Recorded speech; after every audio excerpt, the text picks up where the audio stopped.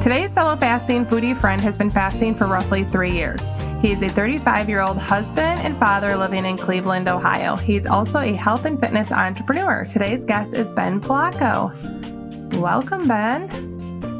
Hey, it's good to be here. Thank you.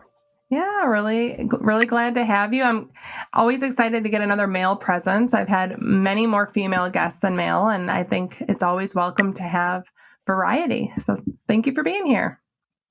Yeah, for sure. I'll try to represent the male's perspective, I guess. No pressure. Just, bring the testosterone. All right, sounds good.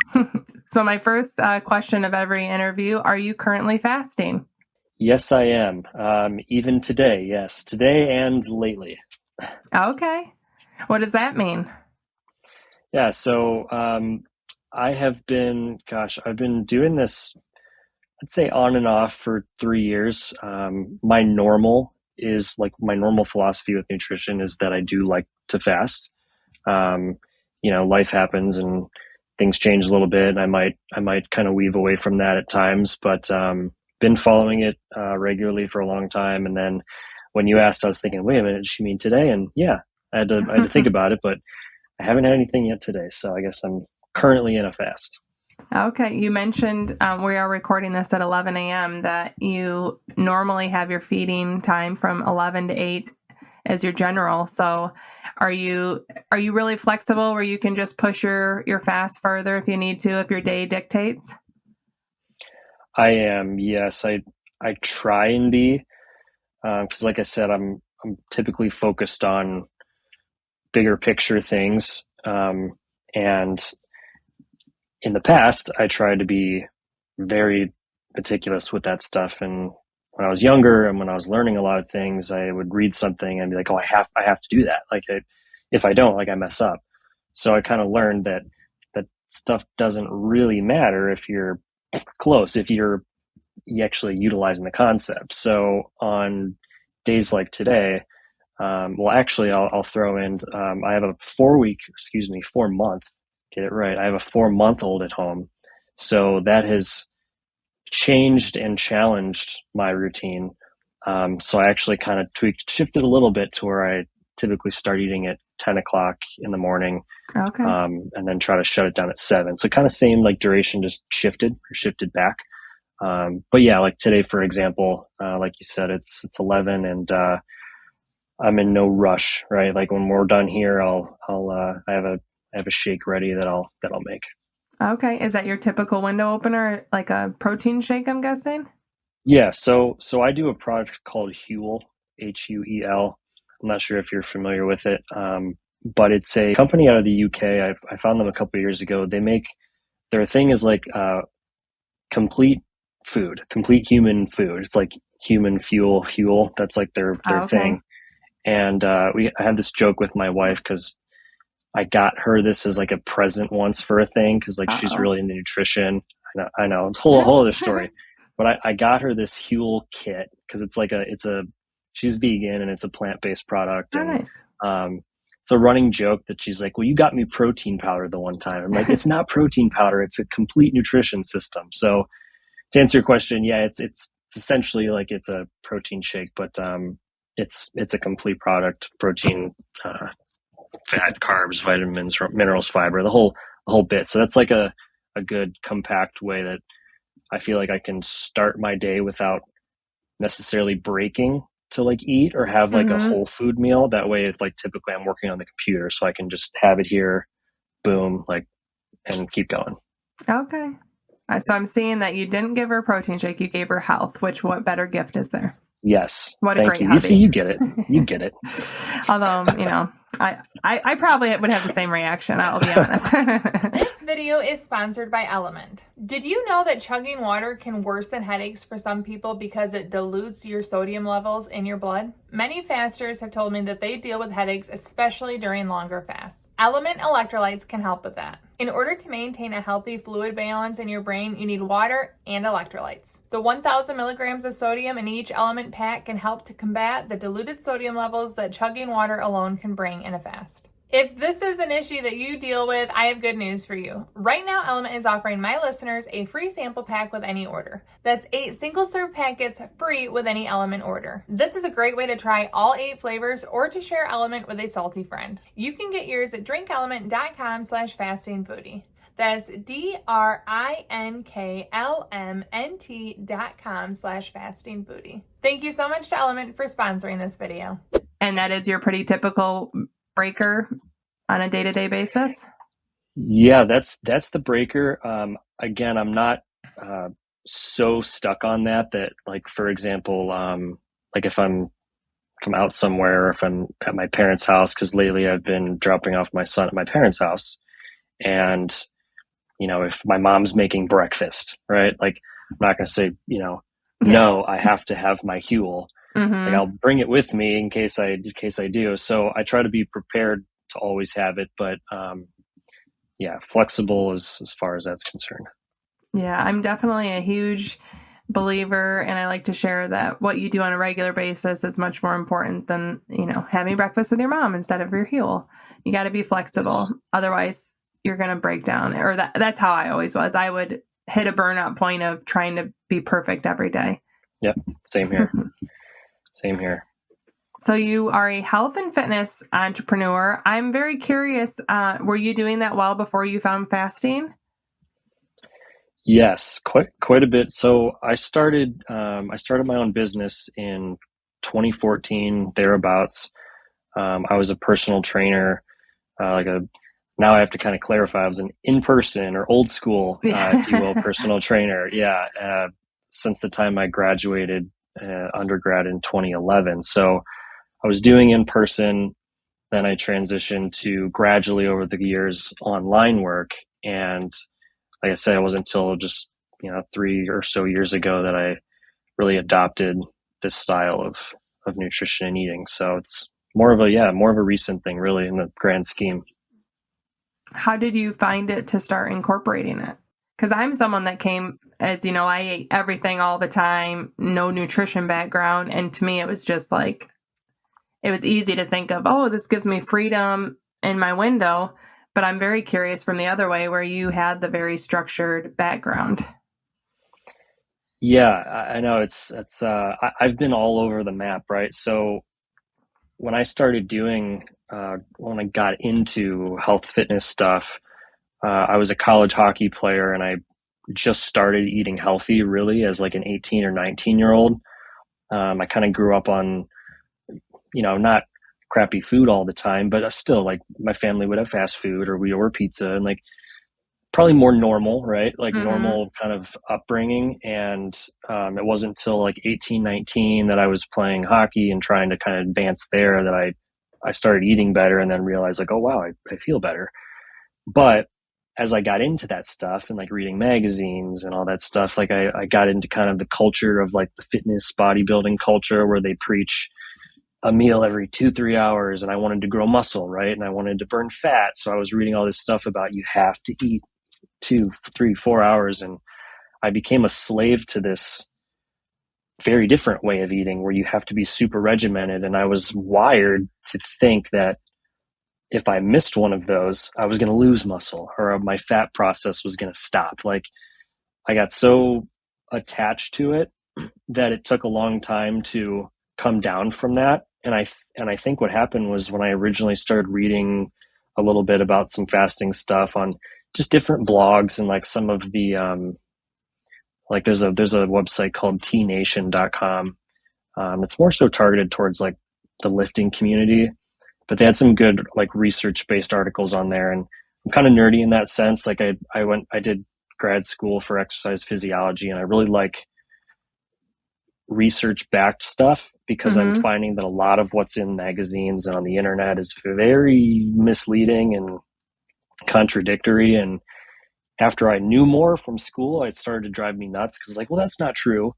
So as I kind of learned about it and then started to implement it, I was like, whoa, like, this just makes my life so much easier, because I'm living this like super fit life where I even preach this stuff, but I'm stressing myself out way more than I think I need to. So it was really kind of like it wasn't gradual. It was like when I started doing it, it hit me. It was like eureka. Like I can't believe I hadn't been doing this longer. Um, so yeah, long answer, but that's how I kind of got into it. That's awesome. And I am very much the everyday I don't have the science background to accompany my journey. I'm just someone that really found benefit from adopting fasting. And I get asked technical questions, which I'm smart enough to know is not my wheelhouse. I cannot answer the technical questions, but I love having someone with a technical expertise as someone has the master's in exercise. What was it? Yeah, exercise physiology. Do you obviously living the lifestyle is a huge testament, but do you find that was that ever a part of your education? That's a good question. Because I never thought about it, but going back there in my head, like no, never as like I had heard of it, but I remember at that time it was more so thought of as like something crazy, like Mm-hmm. something that like people do, like as like this thing that's out there somewhere. It was never like in textbooks or like, hey, here is a good option of how to eat. Like it was never something Right. that I was taught and considered. And I think also like when you're in the education system, like you're a young person, especially, you're taking this stuff in like, okay, this is truth. Mm-hmm. So why would I be searching for anything else somewhere else? Absolutely. Uh, you're paying a lot of money for it too, so this better be the good stuff. So yeah, that's a good point. It wasn't taught, and I don't know if it is now. It's amazing. It's already been 10 years since I got out of grad school, but I do wonder if that's starting to eke its way in. I don't know. Even medical professionals, it's not part of at all what they learn from what my understanding, and even talking to my primary care physician, she's actually a huge supporter of mine as a faster because she's seen the benefit. She sees my blood work, but it's nothing they ever learned about. And it really is too bad. And Yeah. I'm someone, I like to soak in all the information, but I can't tell you, like, I remember it enough to where I'm like, okay, autophagy is good, fasting's good, but that's where it ends for me, like enough for me to believe in it to keep doing it. But I think it's great that there are people like you that are educated and living the fasting lifestyle and teaching others. And I think that's awesome. Yeah. Oh, thank you. It's funny. It just made me think of sometimes I envy the place of like maybe yourself or the more so like quote unquote like normal person where like I think of like the whole ignorance is bliss thing. I Mm-hmm. feel like when you do like go in deep on a lot of this stuff and you like get into like the science, and I'm not necessarily just speaking about fasting, but just a lot of like health fitness concepts. The more I know and go down those like rabbit holes, it almost makes it like harder because you're so focused on little nuances and details that you start to lose sight of just general outcomes, right? Like, how do I feel? Or Yeah. like, how do I look? Because I'm so in depth on like, well, did I do it right? And if I didn't do it right, I might be like 10% off here. And then I gotta track that. I gotta write it down because that's a lot of what I do with my work is like I'm kind of numbers based and I like to record things and use that to help with clients and making decisions. So, yeah, so I think there's something kind of beautiful about just doing it and like seeing it for yourself without reading too much or like doing too much. Like if I was recommending to somebody to try, I was just like, yeah, just go do it. To start with something simple, do it. And like think about how you feel or like watch your clothes, look in the mirror, like do those things. Don't worry so much about the nuances and the details. Mm-hmm. I definitely do understand what you're saying because I do approach it in a very relaxed way. Like, I know I feel so much better. I've lost weight. My blood work's good. Could I be perfect and doing it better? Yes, but I almost don't know what I don't know. And I'm not like searching for every answer. I'm just appreciating the benefits that I receive. I think you're in the perfect place. Well, good. I I'll won't do any stop more right there. research. Settled. So, you mentioned you do still play hockey. You mentioned that as we were communicating beforehand, and I can see that you're still muscular. Have you found that there is any issue with fasting and muscle loss. I get commented on that on my videos, which I don't talk about gaining muscle and I don't talk about losing muscle, but people, that's like a common argument. If you fast too much, you're going to lose muscle. You're not going to burn fat. You're going to burn your muscle. What is your perspective on that? Yeah, I'd be happy to offer that because I think this is one of those things that I can help people relax a little bit.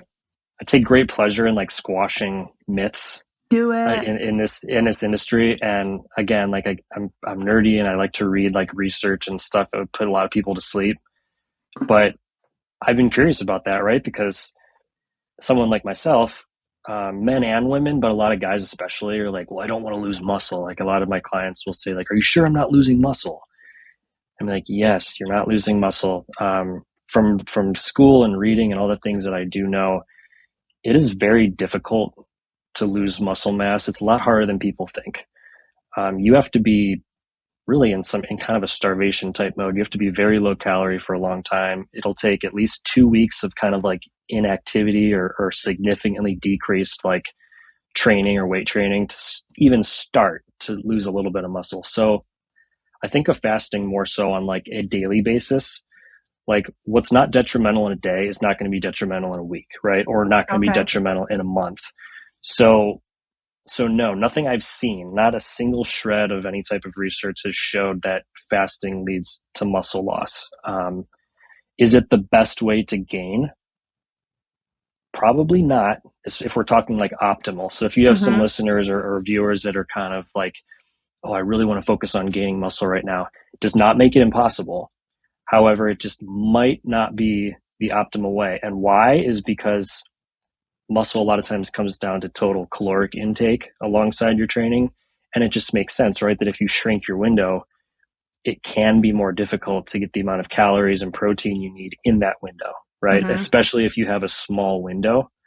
So that's it. But yeah, as far as like worries of losing muscle, and even people that want to tone, or like, it's not about just growing muscle. It's like, if you want to just hold on to muscle and tone and tighten, fasting is great for that. Because actually, on the flip side, going into a training session fasted, especially if it's more of a high intensity style training or a heavier, more demand of energy training, think like short burst or more intense stuff, you have higher adrenaline when you're fasted. Your body's going to produce more adrenaline, which is going to allow you to have more like that excitatory drive and like be able to act faster and better. So it's funny. It's the opposite of a lot of times what we're taught, but people that will eat a big breakfast and then go work out thinking that I fueled up, right? They're actually more tired during the workout. They have less energy. And that's aside from even the digestion issues that you might have trying to assimilate a meal right before a workout. I'm a very, I like to go on walks with my dog or in the neighborhood or, yard work, but I would prefer to do anything physical or work. I work on my walking treadmill in a fasted state. And part of it is probably I get that blah feeling after I eat, like, oh, okay, now let's sit and digest. But I feel so much more able to just go without needing rest while I'm fasted. Makes total sense. Yeah. Just an example. So your feed window you mentioned, now 10 to 7. For me, I'm someone that I would eat way too much in that window. Do you have to be very mindful of having an 8-hour eating window? Or 9-hour? Yeah, I still do.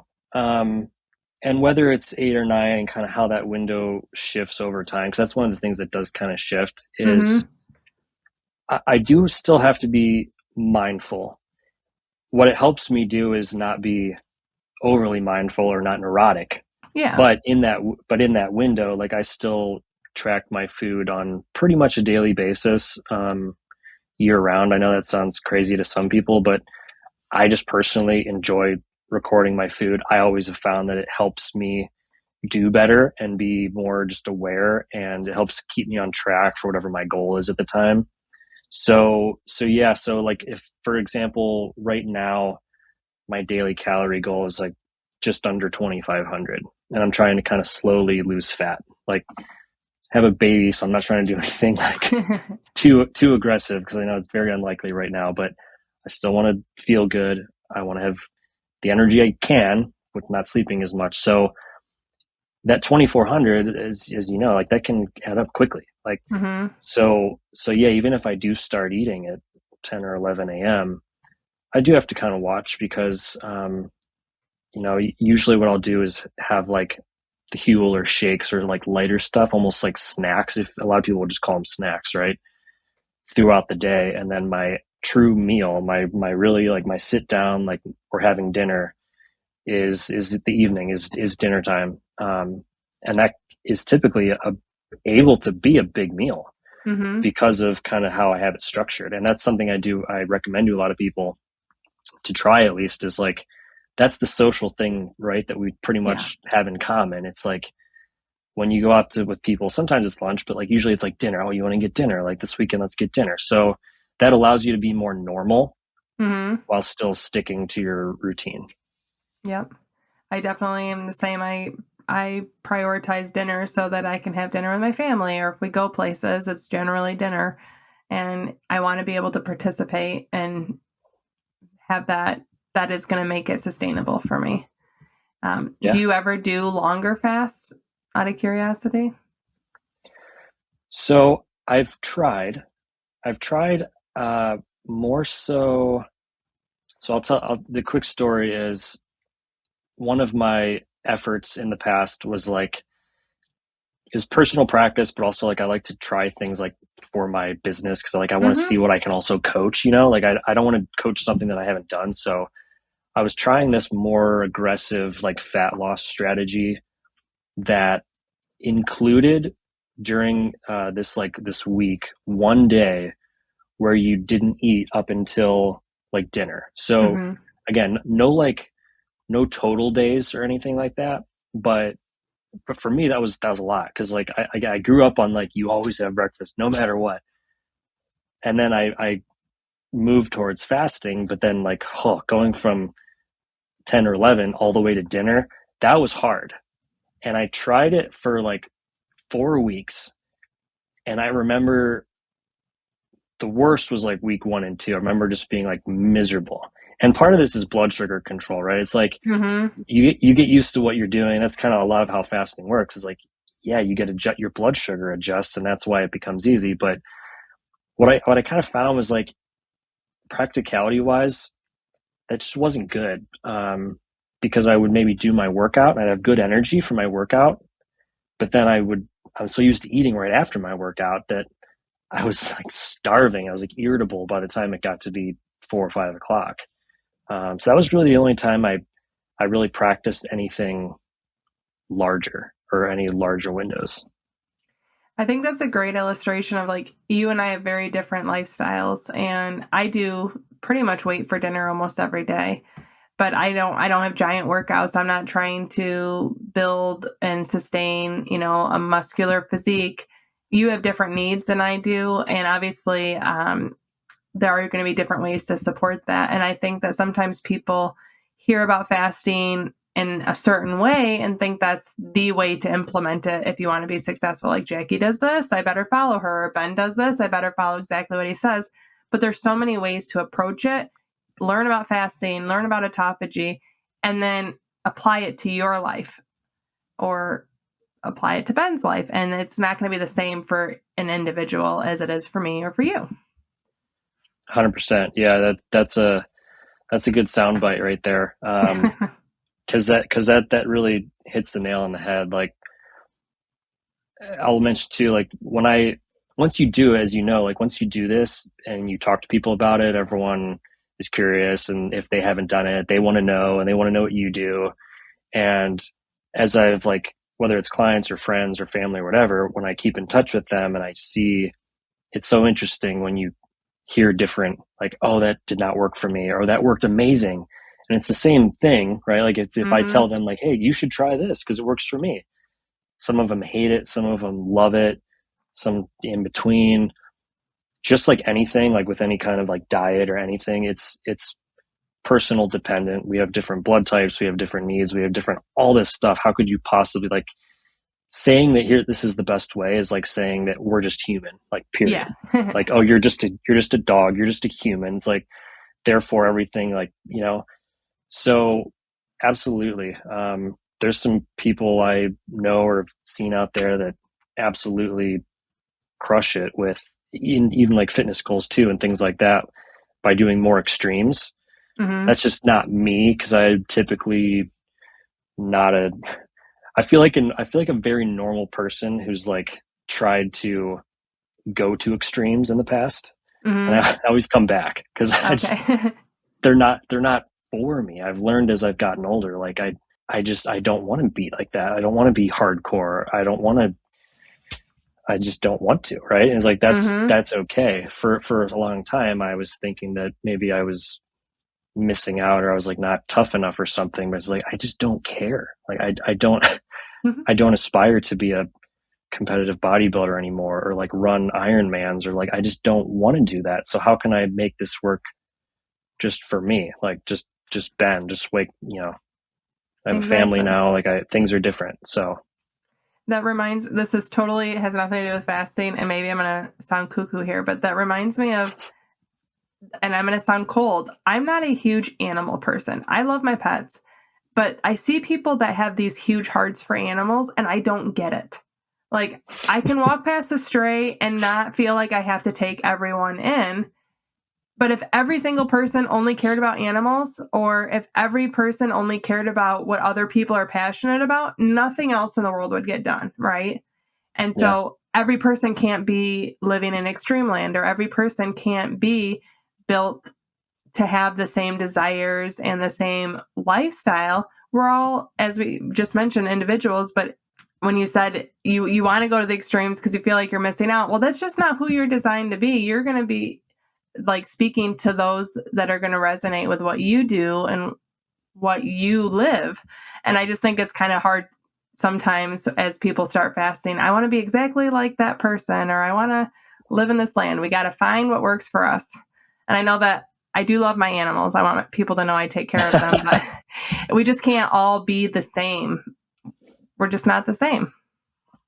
yeah, no, I agree. That's funny. I think about animals like I think people think about kids. It's like I love my own like more than anything. Hmm. But like when I'm over like someone's house and like they have dogs, I'm like that's cool. Like I'll pet them. But like I don't want to like get down on the floor and like play with the dogs for an hour. If it's my Hmm. dogs, I want to get down on the floor and play with the dogs for an hour. So it's probably the same thing Hmm. with your kids. Yep, exactly. Yep. That's awesome. So, what first introduced you to fasting? Was it just reading online? Was there something in particular that got you like more intrigued, or? Yeah, it wasn't so it wasn't a single like moment or instance or like person necessarily that I was like, "Oh, they do that, so I'd like to do that." It's more like I had heard about it and it was interesting and I like kind of just shelved it or like, you read things all the time and they kind of just go into your mind and they simmer in there.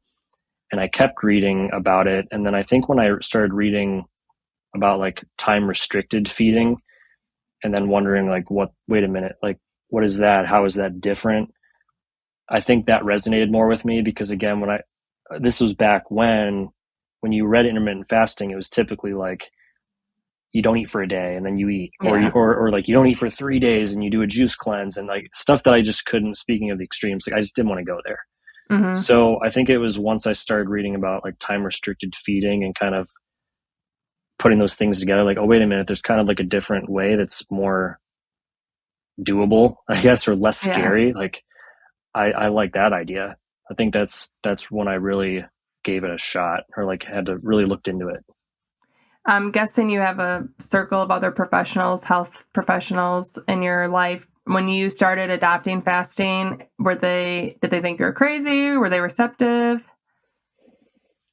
Um, you know what? It's kind of one of those things that like I never made an announcement, Yeah. so No banner. it was kind of no banner, no I wasn't something that I necessarily like was pushing because again, like Hmm. I like to try stuff before I even talk about it, like even think about like recommending it. So when I started doing it, it was just kind of on my own. It was my own thing, and then gradually, as you live with people or have you have dinner with people, like you start to comes up in conversation, and I think they think a lot of times what I was mentioning, or when they hear the words, they're like, their immediate thought is like, oh, whoa, like that's extreme, or that's like, how do you do that? Or is like, is that safe? Like, that's another Yeah. thing, is probably like the safety issue.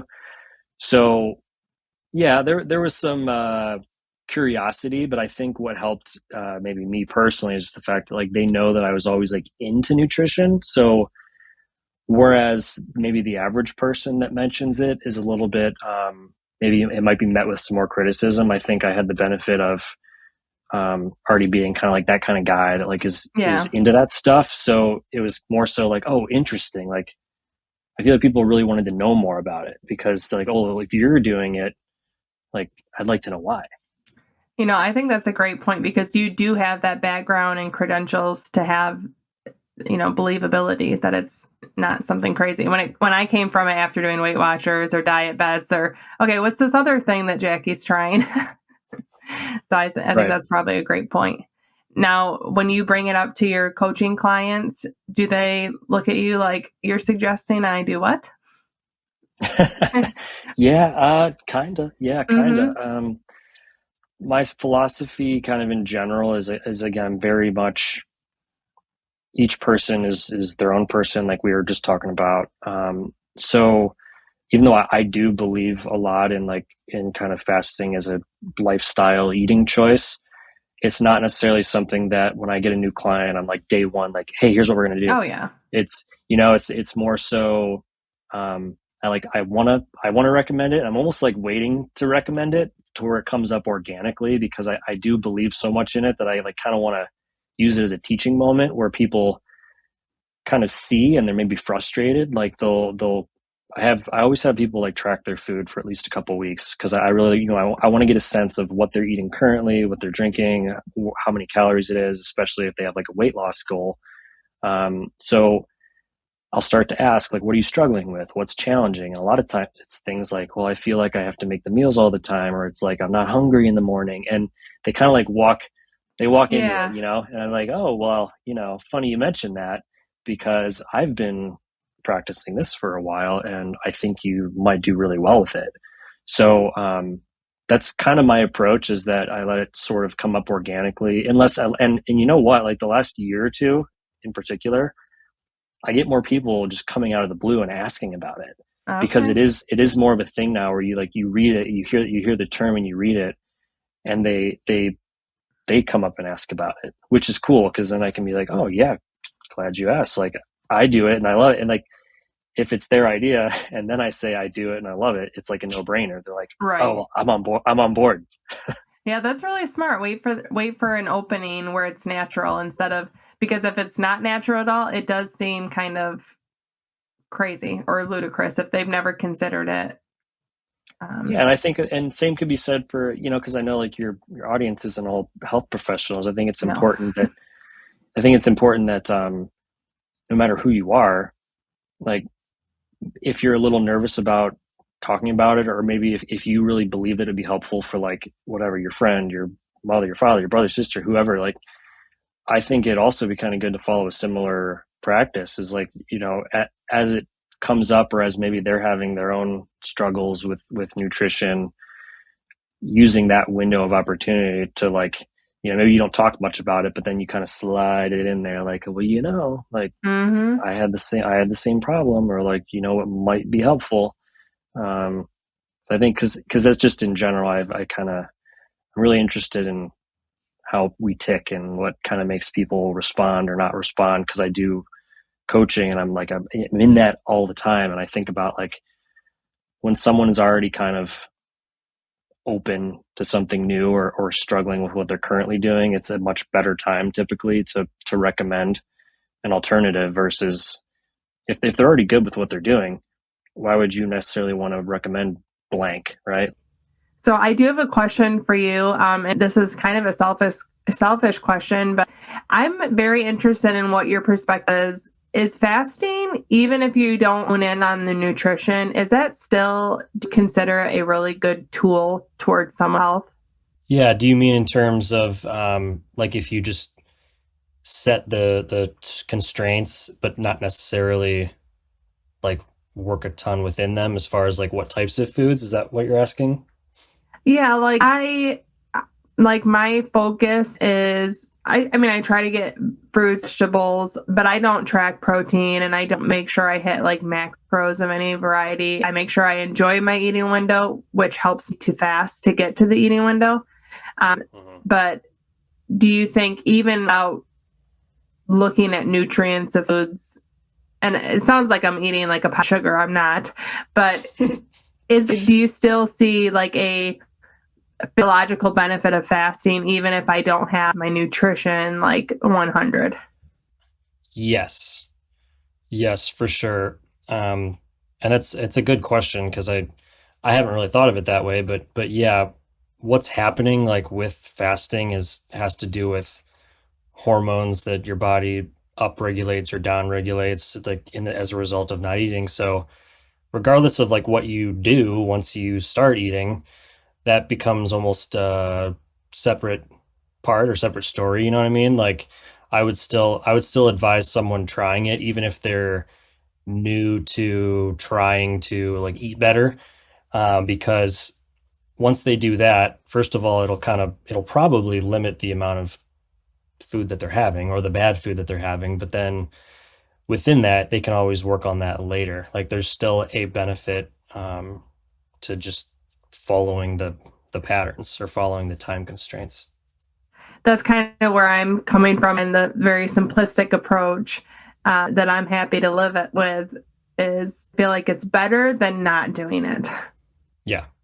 Yeah, absolutely. And it's like we were kind of talking about at the beginning. That's such an important piece. It's like if you if you're doing it because you think that's a step towards being perfect or a step towards really nailing everything, then you're not, I don't think, doing it for the right reasons. It should be more so like, hey, this is a structure that's going to work for me in general.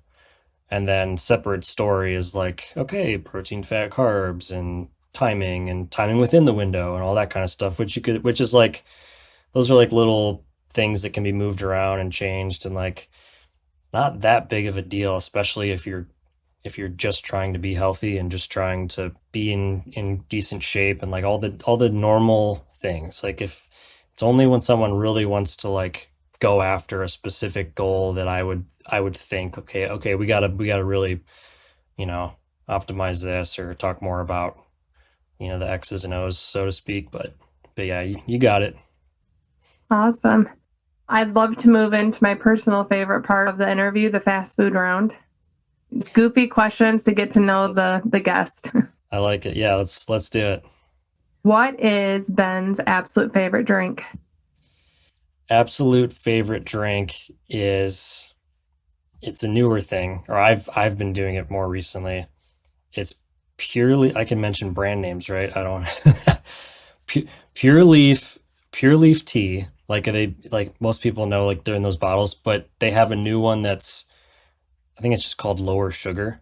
Because normally it's like you have tea, you have like sweet tea, and then you have like unsweetened tea, and it's like, oh my God, so good. And like, ew. This one has like 5 grams of sugar, so it's just like a little bit sweet. And that's like, been drinking that every day. It's awesome. That's awesome. So it's just enough. Just enough. Yeah. Perfect. I've never had that. I love unsweetened tea enough that I'm like, I don't need the Oh sugar yeah, there. you're good. You're good. Yeah. Yeah. Okay. What is your absolute favorite food? Favorite food is hibachi, if that counts. Yeah, it counts if it's Yeah. your favorite, whatever you. Yeah. That's my favorite. Yeah. Cause it's like, that's like where we go for like every holiday celebration thing. It's like just I love it cooked right there, nice and hot, like all the rounds of food. Yeah. I'll kind of stretch it a bit and I'll stretch that one. Do you make it spicy or not? No. Still no. Still no. I'll be a little bit, a little touch, not I don't want it to like ruin my meal or be like sucking down water right away. What's the weirdest food combination that you love? Tuna, like canned tuna and yellow mustard. Oh, I had a worker that used to do that. It does seem Really? weird. Okay. Mhm. It seems weird. That's like the weirdest thing I can think of that I've eaten in front of a few people and they're like, oh my God, like leave the room. But no, I don't know. It works. That's awesome. If you love, it's all that counts, right? Yeah, My absolutely. middle daughter, she's almost 12. Her recent session is sliced avocado with yellow mustard on it. That sounds good too. I'd put mustard, I really put yellow mustard on anything and I'd eat it. Yeah, I thought it looked weird and I tried it and I was like, you know what? You're not wrong. That's pretty good. I like Does that. pineapple belong on pizza? Yes. Anything, you could pretty much anything belongs on pizza. I agree. Actually, if I like the food, I would probably like it on pizza. Agreed. What's a food that most people love that you dislike? First thing that comes to mind is sour cream. Okay. Yeah, I really, there's very few things I don't like. And for whatever reason, I do not like sour cream. I think it looks like white paint and it doesn't taste right to me. Okay, so So follow-up question. What, do you eat ranch, mayonnaise, cream cheese, the whites? Because my husband won't eat sour cream, but he also won't eat mayonnaise, ranch, sour, or cream cheese. come to think of it, no, those are probably the only foods I don't like. There must be something about like Yeah, the white pasty stuff. I don't know. that's literally what he says. It's all like the same class of food to him, and it's gross. Yeah, it's like white paint. Yeah. Okay, no white paints for Ben. No, Okay, and you finally, have to what tell would them. be your last meal? That that's a good one. The first thing that comes to mind, it might be boring because it's not like super exciting. But I'm a huge Chipotle guy. I really am. That was like the start of like the whole fast casual thing, and I've been diehard Chipotle for years. So I would probably, you know what would really happen if I was having my last meal, I would overthink it for like 2 days, and then I would end up at Chipotle. That's what would happen. That's funny. And I'm a person who's like, I don't have to consider how I feel for this, right? Because it's my last meal. And I'm like, no, you don't have to consider anything. It's just whatever the last meal. So there are no wrong answers. I love it all. And that's what I like Yep. about I can't anticipate anyone's answers. It's just fun. Right. Right. Oh yeah. I might stretch that one too. And like, if it's the same drive, maybe I would like hit a couple things because I do like I would overeat, no doubt. If it was my last meal, I would overeat, no doubt. Like that might be why it was my last meal because I would just keep going. You'll keep going to the end. That's hilarious. Awesome. Well, I did want to ask you one more question, and then I'm going to let you close with whatever you want. But if there's someone on their journey, they're probably listening to this fasting, they're not seeing weight loss as quickly as they want. Some people, I started losing weight right away, and others do, but sometimes it takes a little while. Do you have any encouragement to someone that's starting a weight loss journey, fasting or not, and not seeing weight loss right away? Yeah, yeah, I do. Weight's so finicky. I spend a lot of my day, as you could probably imagine, trying to educate on how and why weight loss happens and how fast or how slow and all that kind of stuff.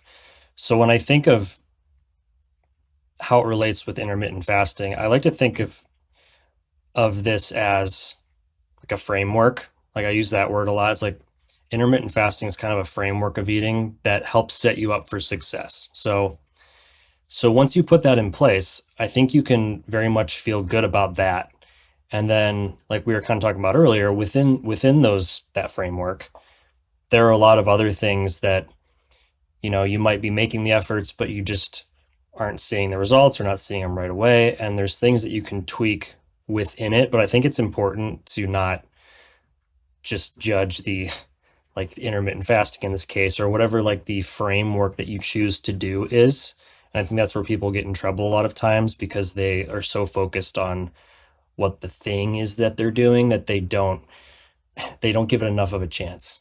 Yeah. And there's so many more things underneath that are going to really make the difference. So I would say if you're open, if weight loss is your goal, like it's cliche and all that stuff, but I mean, you really do have to give it a good chance, because for the most part, it's like your experience, I would say, is probably one of almost more uncommon than common, really. Like most people, they won't lose right away, because it does take time to kickstart things. And especially if you're starting to exercise or exercise more, or maybe do some resistance training, your body will change to hang on to lean body mass, things like water and stored carbohydrate in your muscles and things like that, to where it's like you won't see the scale go down right away. And if you panic and you say, oh, well, this isn't working for me, then you will never see if it worked for you. And it probably would have if you stuck with it long enough. So stick with it and just consider what's a framework of what you're doing, and maybe where the devil is usually in the details. So yeah, I would imagine that if you give up fasting or whatever program or framework you're trying, you're going to constantly be in that shock state that your body can't adjust to see results. yeah, absolutely. Stuff takes time. Unfortunately, yeah. If there was anything that was instant, we'd all do it, right? Everyone would agree on it. We wouldn't have anything fun or interesting or unique to talk about. It would just be, oh, everyone does this. Mm-hmm. Okay. Is there anything we haven't talked about that you'd like to cover? And then also, please share, people can connect with you online. Yeah, I don't think there's anything important that we didn't hit. I think I'd like to kind of reiterate for anyone listening that one thing that I've just found, like, as a consistent theme throughout my whole like health fitness journey is just, and one reason why we're talking about fasting in this, is that whenever you can simplify things, that is my word. That's my efforts when I work with people. It's like, how can we simplify what you're doing? And may sound simple, doesn't mean it's going to be easy, but it just means, how can you reduce clutter, reduce stress, reduce the number of things you're trying to do all at once? And the health fitness is an industry, and the diet industry, nutrition, there's so much competition between like what's best, and this, you should do this, you should do this, you should do this, that the average person that's researching and going online and YouTube and Google, like, they're so confused that they're almost trying too hard and they don't really give anything a chance. And in reality, like, just simplify. Like, if you're going to try fasting, go with that and just do it. Don't also try to do 10 other things at once. Make your life easier. And I think that's why one reason why I like fasting is because, like we talked about earlier, I came from overcomplicating everything, because that's how I thought I was supposed to. I got to cook my meals. I got to meal prep. I got to do this every 3 hours. Drove me completely nuts. I almost didn't even I wasn't happy. Like, I was in shape, but I wasn't really happy. So fasting is just a way that I've found to simplify my life, really. Like, we eat every day. Yeah. We eat every day. Like, my wife and I, like, it's like, is it dinner time again? Like, we just had this conversation. Like, we ate dinner 2 hours ago. And it just, like, if you don't have ways of simplifying, then you'll kind of constantly be in this state of just running circles in your head. So that's what I'd kind of leave people with. And as far as connecting with me, Instagram is my main spot where I hang out and spend most of my time, as far as posts and messaging, and always thrilled to connect with people on there. I really enjoy just kind of like connecting through messages and like learning about people and what they do, and seeing what I can take from it. I like just talking to people and saying like, hey, what are you struggling with? Because if I know like what real people are struggling with, I can kind of like tailor how I present myself and what type of content I produce and all that. So it's just my first and last name, Ben Palocko. I'm sure it'll be up here somewhere. And I'll put in the show notes for sure. Yep. Well, thank you so much, Ben. And I totally agree. Simplify makes it joyful and sustainable.